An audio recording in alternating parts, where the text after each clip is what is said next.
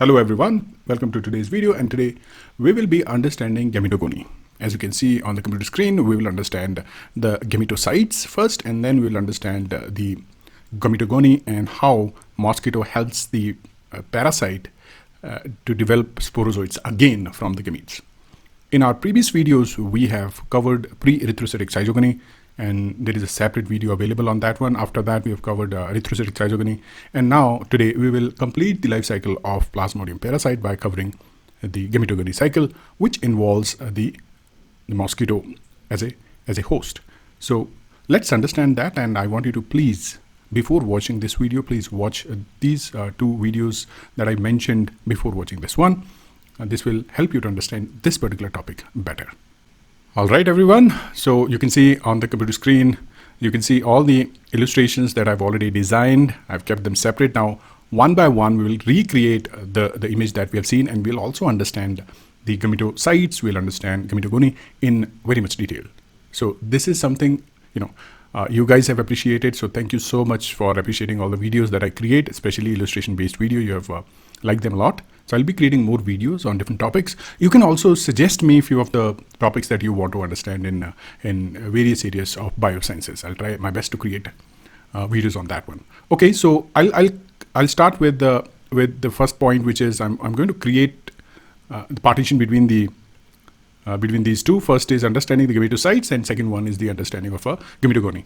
Let me explain gametogony first. Gametogony is a crucial stage in the life cycle of Plasmodium parasite, and it's very, very important because here the gametocytes are going to get converted into gametes, and then they will create the formation of sporozoites.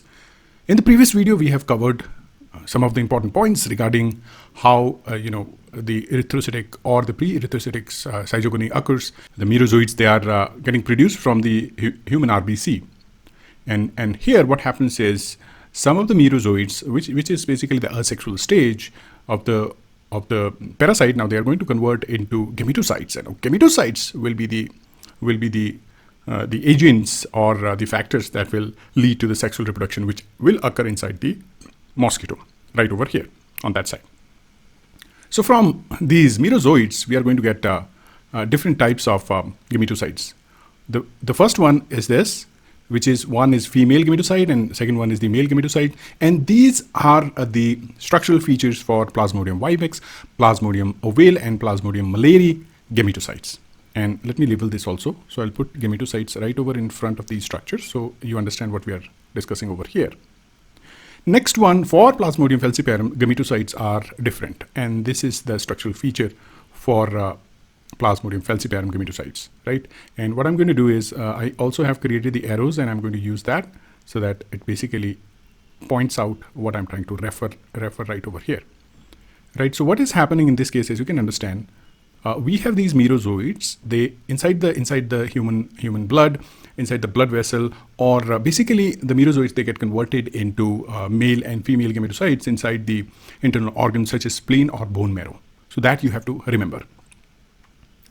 And then the time of appearance of gametocytes in the circulation from the first appearance of the sexual forms varies between different organisms, different species. For example, for Plasmodium vivax, it's 4 to 5 days.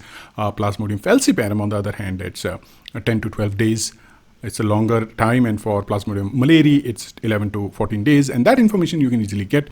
For Plasmodium ovale, it is 5 to 6 days. So this is the time period where first appearance of the gametocytes occur in the peripheral blood.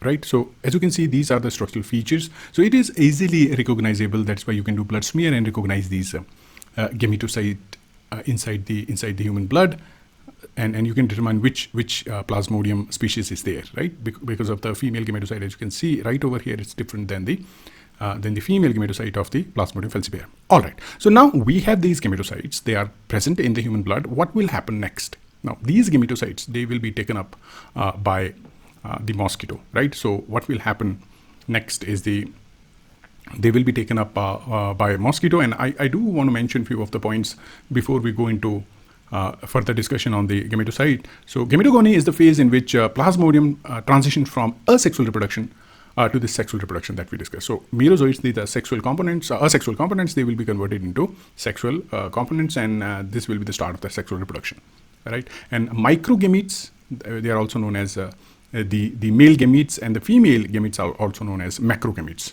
based on the size, basically. So next is formation of gametocytes. That we have already discussed. Gametogony begins with the transformation of asexual forms, right? So you will have microgametocytes, macrogametocytes, and they are morphologically distinct for various Plasmodium species. Now, as I mentioned you that these male and female gametocytes, they will be converted into macrogamete as well as microgamete, and microgametes, obviously they are going to come from the male gametocyte, and macrogamete it's going to come from the female gametocyte, right? And there are various factors that are involved in the transition of male and female gametocytes into the macro and microgametocyte. Now, these gametocytes, what they will do, the further step in this case will be the fertilization process, right? So male and females, they are going to fertilize and produce fertilization process. I have illustration for that. As you can see, this microgamete right over here, one of the microgamete is trying to enter into the macrogamete, and that will cause the fertilization to occur, and this will lead to the formation of zygote. So that is the next step, right? Okay, after that there will be the development of the oocyst, and I'll show you how. So once the fertilization occurs, this zygote will go and will bind with the mosquito gut. Now I have to take these illustrations. I have to make space for mosquito midgut. So right over here, as you can see, this is the illustration that I've created. So this is the midgut lining of the mosquito. So I'm going to place it right over here.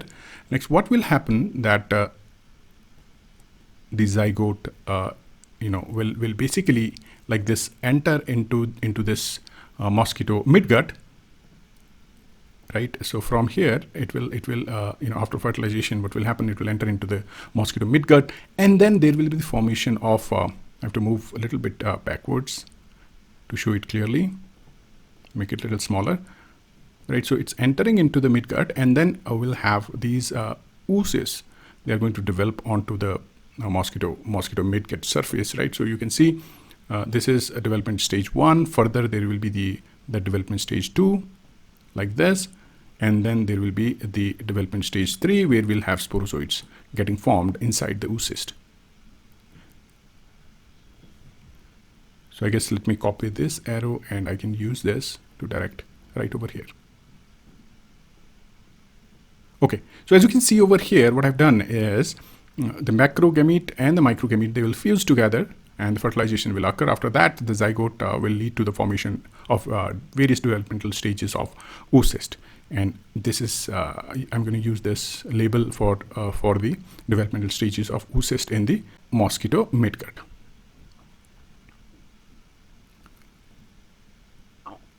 So I've used this label for the development of oocyst, and as you can see right over here, this is the mosquito midgut right over here, all the development stages. After that, what will happen is there will be the formation of, or the release of sporozoites, right?